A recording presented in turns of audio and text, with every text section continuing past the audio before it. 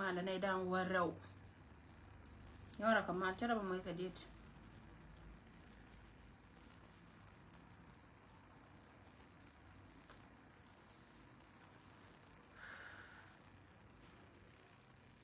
brother Malcolm mala yawara kamal indiana idiala kono goyena oh what was male sinorial male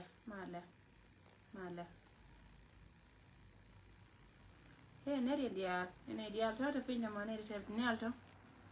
male biare kamal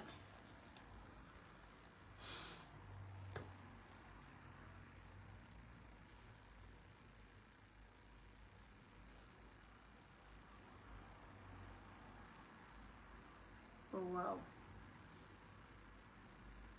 yamune ni shot male neri dial biare yelia ba ma ba chero da mo kadit male ton kwas male ton male kiner ka male oh anti male yang wiu male kiner ka male mam ni janjang kiner ka male mamada wang ben tiao male no wang ben tiao yene ten chi do way to la nyenyi na ka social media wang ben tiao ko ro to ji lo ko no lo wi pin wi nga jam ha wang ben tiao shela di tom ko kon ji media iro ko la wati ha ka Europe ji go ro wi pin bu nyen jam ko na wana pin ma nyen jam shi ner ka male go to see you ya kan male ya pardio ya male mo go along male she ner yen dia le ne dia to ci bareta male yen she mare dia no yen dia la para pisande to lo pass ne dia chang ma ya chobaken yen male how wow garmalel norwe wudi jilel norwe wudi yen yelel norwe wudi ha lele gadi norwe malu galam male nyawi jok male anti anu garabe ka male all right shala mere ngan mere nyando brother galwada ngan mere nyando male siot ka dial ngwan ka social media tan ko na chole nya ngon bitan ko na chole nya wiu bitan ko na chole nya pelyen so ka siot ka dial ko ngan nya nore go ka kanga but Christian e mangan mere all right that's why la da jeni chiang ma che bente ne ri dial ne dial to che bareto male I know wole le ke no norwe but ene kamra arangal barar bana be duzne bur yeah so babarar gwada me chit ke me chala yeti ang division 20 biba te kor te ka tigo to wala ke chanka jandara wuda bakel ko la wota liba kwarne won che ma kwar che yeda kwen che ka gwak da wa bara de garnya de be jo lul nya de che ba de ko jube but jo kwara no kanta medira ngaka guer biba te kor so dira ngaka guer nung go kan kwarna kam green light kana ne jon yang do du bul ko wa jone lul nya dia de biara biba te kor so ta ko ngati go ra shara la da wala batte ga ba kamra da tame la go ko ba ngaka guer yente guer me kuna da tinga social media ka kuiga me sheka wana ko ba ngaka guer ba changa jo mukta be no nyando wait until chine bara so biba te kor ga dia ko na to today tianya ko menen yana ba ta me go doran ko wudier shi dor me chal ke lu chuk ja kor pal na kane ko no go hyong to queen ne ko na chal ke biba bati warundin shi alin ka gwani ki oba kana dia le ba ka chika dan and biba te kor te go te berana gora garnya dia de go barwa ko social media my dear brother my one and only big bro ala lulnya terbiyat garnya terbiyat barwa ko social media I think ba ben ba ka ba brief kana di chal ke jang ba jeng community ba brief me te ko ju me ci roda dol ko ci taw to dan ci ola rode te ko jene ko kuma ka ci kuma wayin sha goba ka dan ci pen year so to gore go balari go bi bate kor loy kon te wan diari tin wo yen ni te tin wo liya ba gwa ka yelo ko ba ngaka gwer anga cha ba ba pentin ko gwer social media la da na yot kana da ken so let me wait until cha anga joga mukta bi yes gan ba barar gwa me barar ke fundraising da ne she chol ka doran ke ne te ko ne sha bod je ken are mo ndan dor mishal ke ko won kur nei to kone shi response ka me chala ri apa no ba shiona ba ka nyoko choli reason e chale shiona ke je la gan la da ke muktab la muktab de ni shi jen yang do we de la da ke muktab de ni mulo no wone tin dia la kone cha mo ka bot ka ne kon kan nei to kone shal ka kwar community kan respond but ba shiot ka social media because gore je ba ngai ane da konte pinyo wote kane de charo dia lar mo wa kan run tin yen ken chiga be mo da bala kare ne je la dit bala go changa joga nga ne ka karona lar ta me lenga nga gwa yene da kono go yena gwa me en go te kon kane da mo an tika me cha lar ya pan go charo dia lar ka ne kono te ka bo to un kir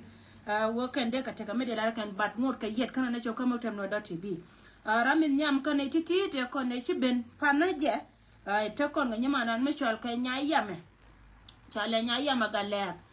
magalek tro lar ka yuti $50 e rame be ka Maywood County ala go jen ramkel ka Maywood County nyaya magalek jen poinde ramkel me be dor mo chal ka Maywood County charo da lar ka yuti $50 but not ka kan ne chop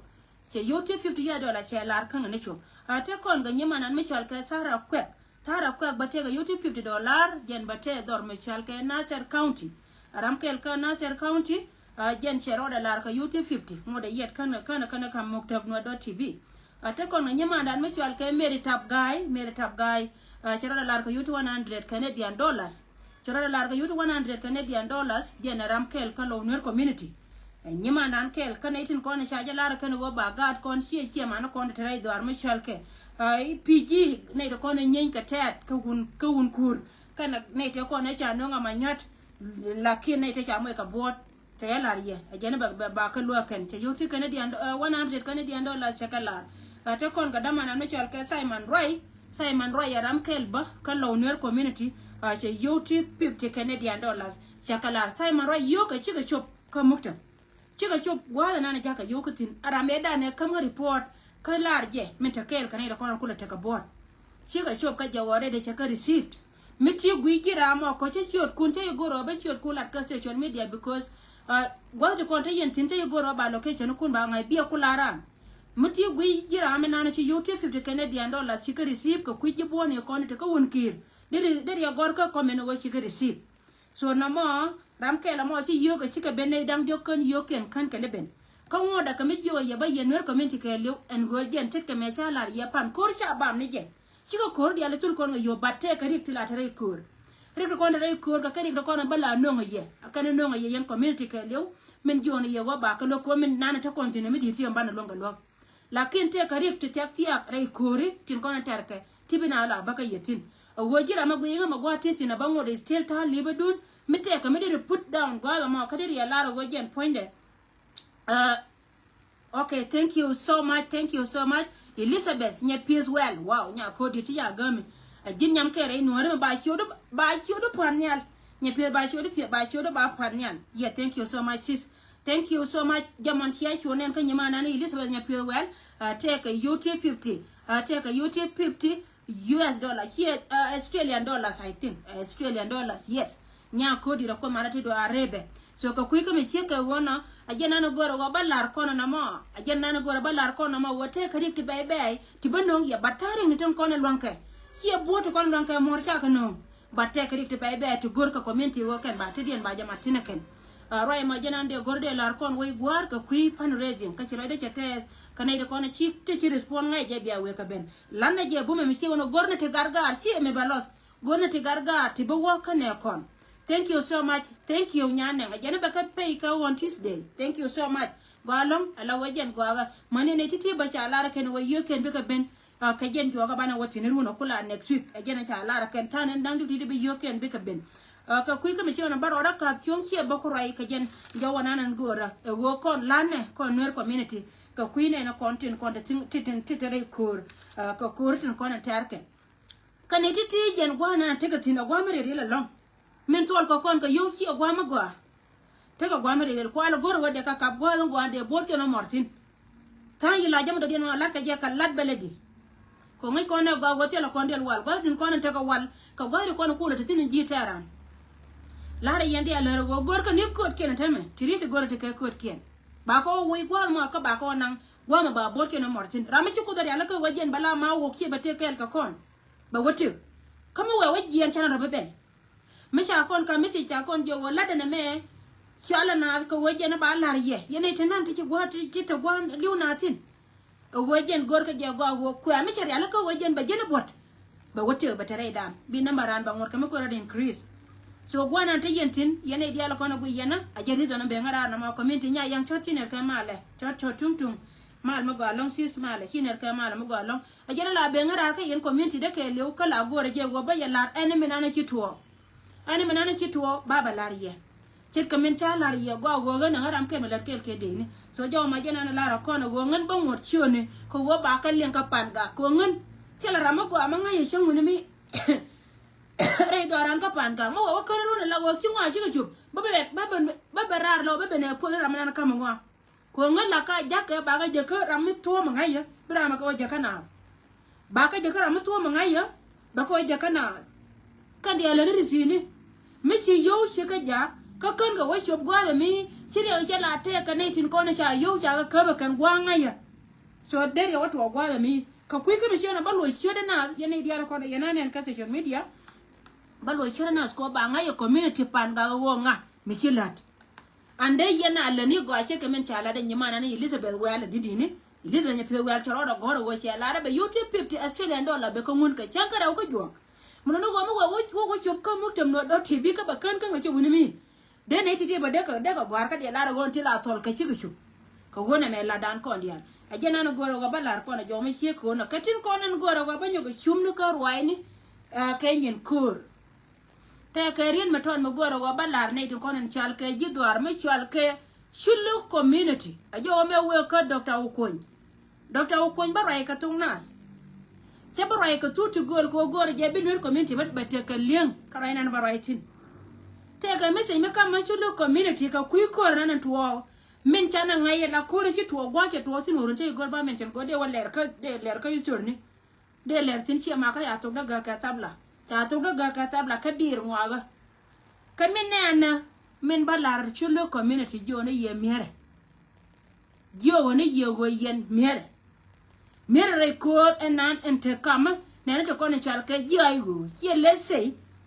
plan jane mon gor janga wo be ner community be na ka je mere rodun me wa kan si amir a dob kel me gor ka ba bom kun diar ba ka tu ka je ko ba daruna nan cha men cha gol kan ka cha las ka ma bien ba na kan ko wote la ram kel be ga tin ko ne chal ka ga tu lo community be ko wote mondial gwa me ben ajen plan na ma ke lew me la ko ya gwa na cha latin number na ci jien dor me chal ke ko reda ne cha ter ko un kur amana ko ri ci tuan wale gwa cha tuotina chulo community ba wiye koni di chal ke nuore te te ke rin me chala re gur kel medan go kon kine irane jober ko be loko ko go dur me chene nyan akene me ci dur ka nyan ke nuor ci ka akit ke wi nga be lo nei la char ke ne je ken wa ba lon ka le ni di ken cha june ye ne tin kon chal ke nei bas ko chene ti to do kon tie ko wo bia lo nuor re ke ma te ti no jo kan ye wo yen ye chala la ka tulo wur me chal ke jang ko go ba ye kulu tu ana me plan mu gore wo jen poinde ba dorun be nan ka je ko kan ide dia la contingent ke wur me chal ke wulun today kan tin ko ne chari ala ka tin gan ka ga dor me chal ke chulu gan ka community chulu ka ken man ken dia la te me chika la man jawni ne te konti liu ko chulu community sia ga belonga me jegen ka gor ko no jen ba ye kulu wol don ko jen biya kulu yaw chwara tuk ka yene tin yin ti de lon ka yen na ka ye lon nuore te ka tudu le de nuore de kai ken ka ke bad jen me che chop ko chuluk a che chop ko yene ko no kwala chola te me che chop ka ye la pal ka yen nuore ko yen ka yen ka nye nuore ko kon chano kwen sieme to kon ka dor me chal ke to kon ka dor me chal ka panai ne dia la kon te ka le nil ke liu o kuyema ke liu te ramade la ro te la mar ka te tela na mede jala go tela mar ka chulu community yen ruwe to kono to gwala mo cheka jin parom min chala gwala nan ka gata da kor wuni yen mera gata nen me na jenon kor jana na me kanwari jen barari ka to biya ta da non nen me na jena barari ka to biya ta da non ko woliana na siya pensin te me siya da bulunga baratin ko jen saya nan rai ka kon e gudun ka na shol na shalo wulon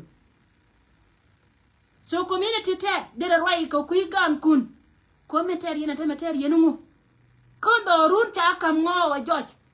te mele de pin andu mon mo kwa yela wo jo jango ga gad buor ko ngwa ja latin ganga no go babur na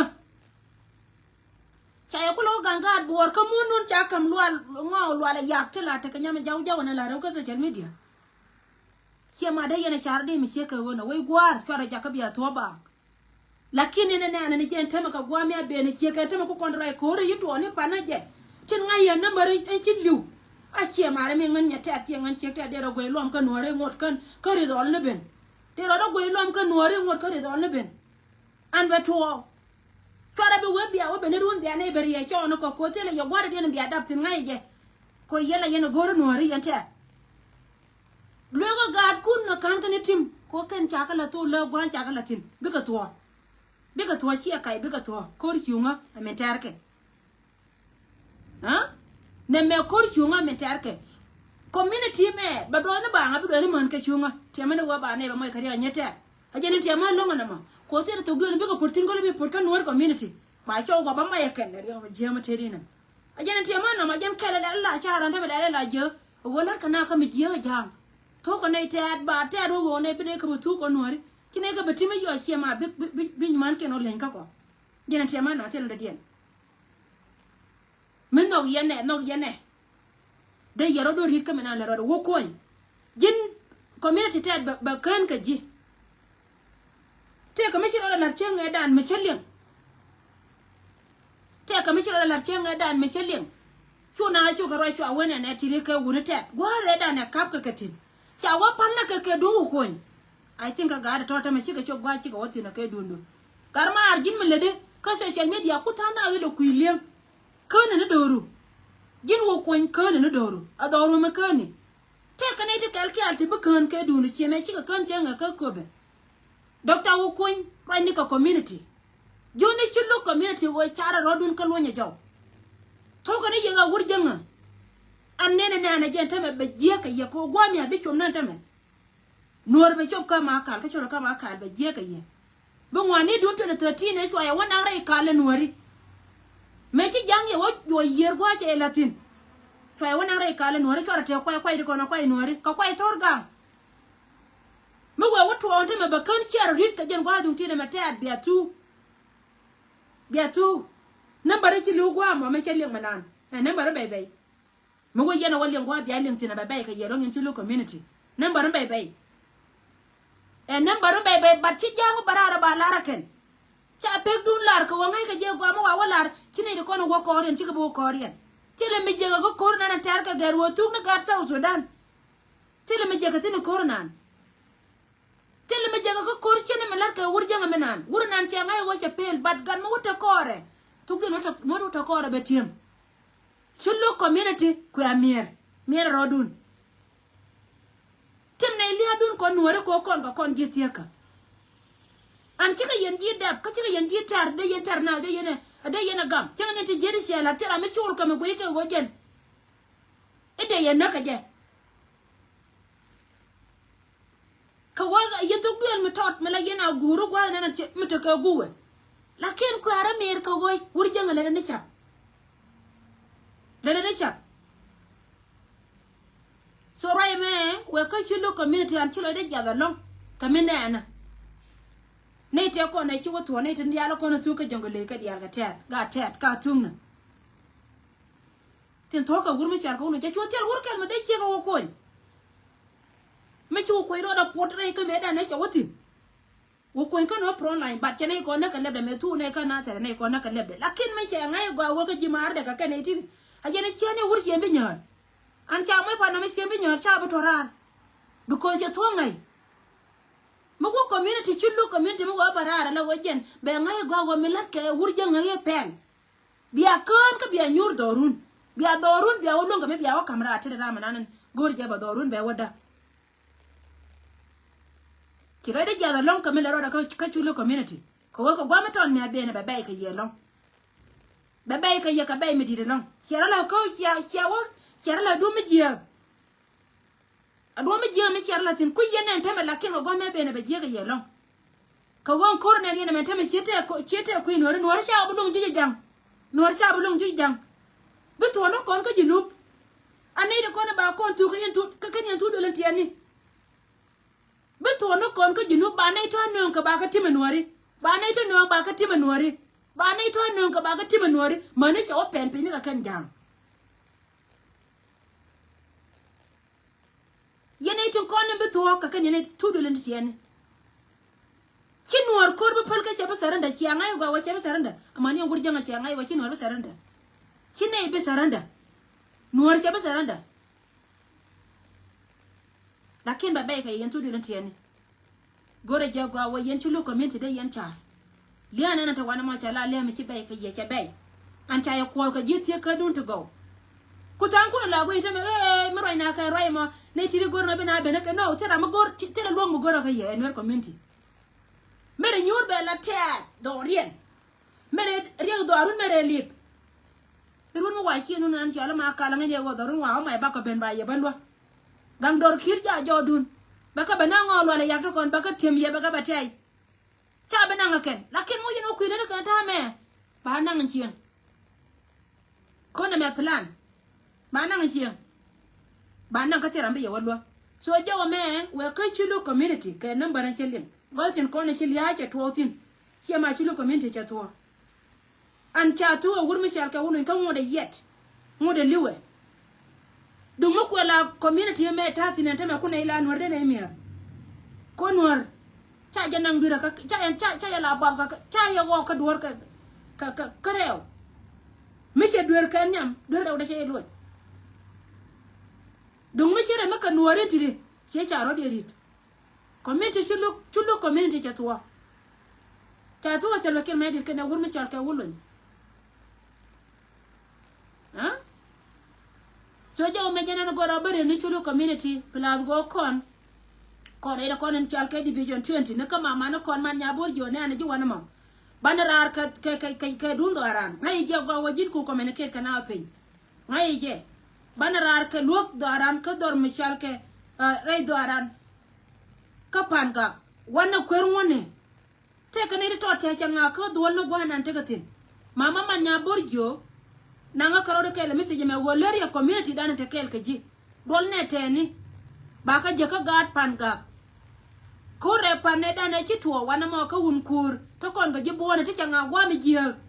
waina kan gwana ntegatin ko ken ngor ka kor mani entame lana lada mo nyana le kon ka kai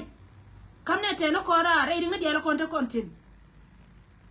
so kam na karar ka kuy ko bana ne kon bana ka kur ka bana ka woy bana ko la gwa ma cha ci gwa cha ga lo ka latin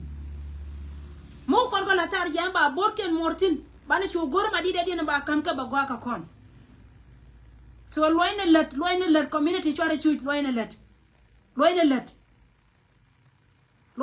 na ne chalo go gor na gar kon wana ko gan kon mana gan bana rar la jo ye wana me chielan mo gor wajen pone bana lat ka andre ne la ne ja kete ni teno kontin chare tendu ke tenda ke tenga ken bi ko rom chuje libgo bi kor waje ko kor je lon je ko re ko ni cha kon golo ken tari tungwan mu witendo ma ke tenga bana me lon kono kele bana lon kele ne so tire kan kono la ro kon pila go gai go te kor garnya terbiel go je babara ko social media whether they like it or not babara gai go te kor biba te tur so ngana tema la da mwaga a chaba kan wala chira ibo ngwa kan ngwa kama wa ngwa ba yene kume nyen kume ka tela te ye pi lom ni so pala ngaka te te pi nya te ga na mo wa pada wor bara nyo luira chenga wadar babara bacce baro ente ma ko cha to daga ka ta la ma char ko gwa te ki retina de ki retine gargal wane marial ko chenga dan cha la gargal wa jang la gorno ba mo ka ki I think until ngu erti lo erti ki dia nya bal ja ka general gargal wani maria mu wa kama wale ba nga jo ken go rani an ka babara kama wa kan ci mare kan ala bara lam pol gabriel ngala bara de lo ador kata to auto ka biba te kor biba tedi biba te kor biba tedi biba te kor balin ke cha belin balin wanati okay nyin wore me jal ka Salva Kiir ma yadi ka wochi waje ka Addis Ababa okay before kan wotin wote ka ga dara wuti ci piem pana je ka so ka jube rameram kele la kordi baka la dina na biya ka ngai kordi ka amni kana kordi ka polit ala gare da ne cha che ngai cha yen kana ram kele ndo ci ka nyin ko ngai awat kan dia cha ti ka ne ken pot kan ga jane kordi de cha la ken tare piem watan ken che de ken pe ne pe ya ga ga ra la yam biba te kor chiga nye ya wani bene luin ko kwor ja opan ka ngare ka matar kan ga watin ala kworam ni ka bam ni ko South Sudan mi kana akai kana kan ba mo da ka bara kor ni da ala da kan kwor folin ni shi kor matya shi ka piem te no so polo gwe ke ne da tin ta tana da jang hotel ken kan ga le kan ga le batam ko gode ko kan pankien a wa kwang gare da na channeling me channeling wa cha da nan ka sijin Ramadan a wa shi ka kuda jiyan kan ne da kona tila nyirna cha war gang me shi ma war gang me ata nya Salva Kiir ma yadi ko jen la wa che yuet ya ko ye yuet ngani shi kwor che yuet kina yo beni ka ra ka war gang me ata nya wa kwor goro be yena che gulu kwor gul ka kan la wa kan yan karo kan yan karodian me chi kwor che yuet ne ka ra ka war gang ma kan tan me ci gara ma janga yo go wo ke ni ti sia bene be no ko le batelo na chong te lo ngan ko ram ni ya batelo na chong chara choko chon ji pia ma jala la ken ga jani tamu lo mi ya ta ci anya weg chara chim ga chim mi cha le ni na la ken chema do ya ri juba ma chema we go no we to da man go mora ci ko ra rom ko rom ji chema watan ken le ken ye barata go ye ba da gori budget yone go jen ba nan go le taro ka dai yana ko yawon ko da jalat freedom ja bena so jena na tuwa ta mala wa mi ja da ala ka la wa mi ta ka to mi ja go yawon jogu lore ka tele ji wo a ki dot ka bo da na ka jube ba jin non de inde pet de ter war ga ko wala bandi te jin ma mo nga wanga lwalo ma chi ma wanga lwalo bi bolok mai wo je yo wa je yo bi bolok chu pe da ngar ko te la te ka to mi lok lo do wo rodu me cha waje bandi da waje yuet ka ja pamba da je gujeri kui dor me cha ga Uganda sen na kina le roitin shejen la ban jira ka wada bayi wona war ga ngere di je na tuwa na mata la go dunya ke kenga ni ridi ni ren nya ke kenga ni ridi ni kan da jen kuore pana je cha ngone tin kan pe mana kan so roi me jena ndi go rai go te kor ame lo liang bi bara da ngabe bi ba te kor balim bi ba che cha be liang balim so jaro ina no gora balar kon plawo ala wo ji we ga jen tonga mi gwandit ka karwa ne dia to gora ko social media chinna matena no ti kel ko ajena cha wati ne je ko medan si ngai go chi kuar nanan kap ne tin kono kwala choli duo la pirka cha wowi me cha wowi roi da ne cha wala che wato mama ti mi se nyolo ka mupta me we ka je pana je we ka la wo wa nya ne je kama kwa ya kon pa ma wo ka me cha i jo lo doctor ya macha nguchi te da macha na wo jonta me ta ka plan chana wo jota ka plan jana ngan ta ka plan mo no waro ya da ne cha la te mi sieda ngana tin don goro ne dub ka to goro to lem na ke yuko ya na ka loje bandi da shi yue shi ku yue na ku gwe ka gwe de yaro ya cha wala na ma ka bende ka ngada ka so jen do bana ta tin gore we ka jube ko ro da nen ka chen nen aladien yuko ra nen ka chen nen aladien bat ku me den ka ro da kwa ka nyen ke tin kono lat ke ken gwada mo la dala to ngito ka wai ni che to do la to ngora la dala to ngito ka wai ni ko linga de ngai background ni no wo we ka ngwana ngara ametrare la wo kuma da hiyo kuma goro dia hiyo kuma ngini kuma nene tina kuma meti jika la wo ken te ka brain but kuma mena ne chare de liom ka pampa ni je la da de la kuma ngini we ni jekte ka ison ti jede be ra bi bate ko mi la wo liang de bitada ko gui so tati kan kono balariye pila wo yene tindi ala kono ci ara la ta liba dunia ma bala mande ya telephone kun bari ara kan gore yo la wol ton la yo kon dia me jira mete la ji yo la ko shi am video YouTube chali makur ba yo ba lom no wala jang ya nen yi ta dun pentin jang ya nen kuma dun chenwen kuma tar pampa ni chenwen we da na me chi we me de me chot je baran bi ba te kor bi nen ni wang dun jang bi nen wang dun jang ma lo la yak tin ba ye no ri ga gang dor kir ja to mana gang dor kir bena gang dor kire be na chola la ne kente ko etindi ala kon ro chara mal wala yakele jira ma gor bare shi beno ray eduna ne na malat ko ne ja wukine ba tok dol tin dibi chen ne biara woni jani siang tele me ala wiya ne mo ko kon ya ne body shot me che ton wo nyen ga ko shi be ne kirien ma ne garanga te ja woni tam yoro yo pur kana jan ngara kadian ke me shi aka na ngali ai la la ye ni siang o yente wiya ta kali ai tananga to mulo alkalia chala rie ngode chielen tamela go kaman jo ne chere ka nyi jo cho kon na mi kine ngayoro ne me chi ane ne ka 2013 ka woni de kalke ala kon trader ngur ke la go jen kadai ne tepe ka ngwandu no ngwan tili te joy ke wurkel ka kan kalke ala kon ci don wana netin jinu bas wodan mi chi ala rabane da danaje tela o mal pitela ya please come after war ko sia lo chine dia ta kui mala ni sia ya do la de na ma ya la ma ngogo ya ma chona ma ngogo la yeni yantaro ko ani ja so jaro ina la yena maneti nas so chilo de chetel ka ti ala ko to chia mala da gwera ngala da gwera manen yana ma ta mala da gwera la wo gwer pena ngachi an ka pena ngachi la da go ba ngawi ko amni a kwali ken ngaya bo yen ko jeng yen ko wa yen bi ba me ran yena she yen me yen bulu hours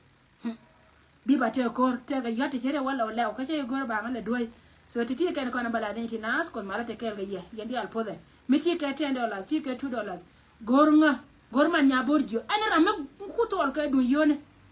gore je kan ma ko na le kon nya kai we gwa ja te ka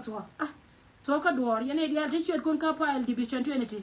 chware go jirun wara na ben ka mukta ko ngan ba te ka mukta ti ba ga ka jinu alar yene gwa angande ngan politician kan dial ma de ka ngan man wuni ngan nya wuni tela to mota mo wati na ba ngai ba jiko jowo e nya do ma bare irun no changa mo ka po men bi arun ka jira me bi jar ko rama ngai ne go jira me te ka lidi bi jonte ne mo ngai ne shi chodo balla ngai ne go chi chodo bad go titina angan politician angan politician angan nya wuni angan journalist yok to bombo angan bi ko la da ro jino ba to dan nan woni way gwar tu ya guyi go mi sha goro division 20 ba de ki bat ti la te ka te tuwa ti ti ko jalo ko gwa tara la ko shu ngani wal ne me ko amala tanya gino to dana mai sweat god kan yo chamana male gino ba so dan chamana male che jan chamana wo me che te ka peace te ka ne ro ke de ki bere de ka ne ro ke na ka ne mi nga kan man me gwa me choba man bel gor de kan me gor ga yo gino ba so dan kan mai wala wajen ponde bi ba chamba mis ka yoji na ba soda teleje ko che gor bara la chen che bi lu ga chen na me je na bi kula bene la duna na go be ko ndi ariam tera me bi le chui me jira me cha tolon ta me ba e gor di bi jonto ne no tele me yal not confirm me jira me chilat ka wa chi nyim la tine to woni ke sia kai to woni ke bane te ko ne di ala tite la tera me yanga da me te joi bi ko de je bana te bana cho bana mama tania ma bana gele me cho kan kon kwai no wa bi liu ne ka tol bana wo liu ne tol woni cho do la luara wona yo gore yo bu ko ka la cho so ti de kana kona balari ye ma ngogo magora ba wole no ma ngogo ci jang tol la dalare ye de me je du no nganya de le che de ma roi ne de wi je ndari ga le jang do ma da ba ngador ci ma na me ra ko te me de la je la ke da ngaro ne to bombo wera wan ga dinai ga wera ko nor bi wai mela wuni ka da nyinga ka wuni jani bi ko pot ci jang to ci jang ri ma ngok ci ne ci ko ci na ma ngok ci ne wang do ma gar gwar ci de mbolo biteni wana san baye ko la moy ka ad break bi akulu liu jang ya raw dun kum ka kuma jino ba so dan la yen ber gu ka dun ita ko ka kuma mi ta ka jino kuma nga an kuma ga ni kana liza ne ka ngadi ni ka guyo ne de chama ni guyo kuma guyo ni ne de mi ga jiyo kana guyo no ya biya ta da gui so titi kana ko na dare yene tina baro da ko garar akon mala yendi alpot mo wa ngo je wala ni na balun jo akota kel ka ya ka bana je bye for now. Oh, thank you so much. I got the man and tell loy. A jino go to contribute with tell loy kungain bo. Okay, kaba ya mweka wokin machia ba ji yonere. Lari anga ba ye kam number and to number a coco and tell one waiting. Ba kam ji. Ba kam ji here nyama boom you more nana. Here nyam boom yamanan. Ramana la doing because social media gave it. Kinyan wara ya de la manan. I swear to God, when yando ma shade to. Ko me chala de nga doy ade wadde ran je na ka benti odere nga ba doy ni ngwata tin de ran je na ka pan ga de ko kon wari ci ka kon ci boare ci nyama go nyama nan ci ala me ra ko ci nyama go te dio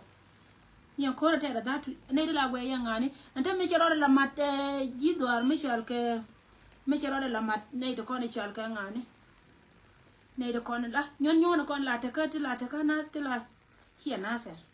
nyon nyon kon te kon la tel ngane ne de la jël ci ka wundum ni sala ka di ci mara ka bar din yalla ka bar ni jan ko ci odi me ci la marka te me ci ara la marka ne me ci ka wu jogile jene la yalla ne te ka ne de la goy ka kan bi was ka ti kon goy ka je kan ta de goy wonu no to ci ne ray ka ray nan ko kon ngay ne ko ci nga me ne ta jaw ka janta na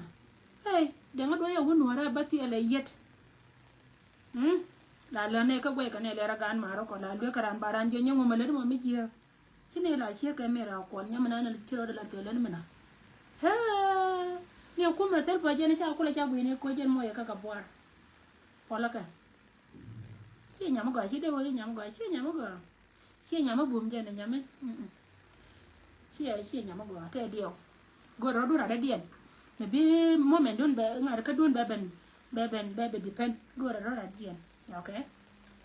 Wala ra dien chia tol jang chia pa na kuma ku guda wa kan kan ya pampa ni ra kuma wini ya ntela mai kala ko nga bachi dem kan to dama diam ko jin gut be diel ka woni nuor do le jodo gwa ma bai mo ile do ayo do mar gui do mar ba ya mangok chala makur anyang ye ga ngai mil gue cha nda ko je de dan cha man wana gan kane ngade ni shema dol ma dio je cha man wana gan kane gue I think dol mo ye ga ngade mo ye lara je maron ko jama mai lo ye woni no ra che de maloy e de maloy dia waje ngwada ne da ko jitina mor ne kaka tuk mor ga choy gwal kaka tuk mor ga choy gwal ayo mangogo a ci jam tol mi ga ni mi gwel ni ci jam tol ci kuma menana kuma choni a ci kuma menana kuma choni ya kuma good ka papa sorry wo ci bare okay yede ko yede ka contribute liya baniya ya talai shi abi woloi ko ngayen bagba den ko ngayen bagala baje wa kam number la ka yo content dear brother thank you so much yen wardi alba yen de content guipin titaka proline go ya dama nan ta lo ram kel chara da manima nda ni nya wel la go gore je be ya be let ka kuidan so jene be kana kula ba wala ba ledi o de sel ba wonya kala ya babara da runta lo kana nya wel kana chiben so yendo na da ko keno ko na biya video de je ku ya share ka jira me sie jewo mi lo go be comment gwa me ko biro do la ku ngin bo